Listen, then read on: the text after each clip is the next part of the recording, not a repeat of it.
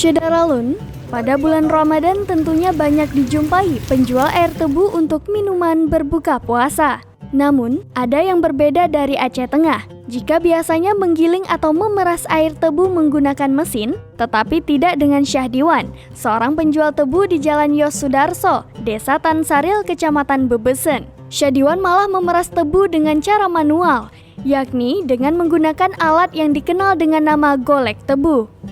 Syahdiwan mengatakan ide awal ia memeras air tebu dengan menggunakan alat tradisional tersebut hanya karena ia ingin tampil beda dari yang lain.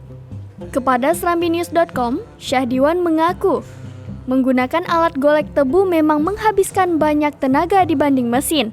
Namun, ia merasa bersemangat dalam menemukan cita rasa yang berbeda dari air tebu lainnya. Karena aku ingin tampil beda, cuma rasa dari tebu setelah kebanyakan dari mesin, aku ingin menampilkan bedanya rasa airnya.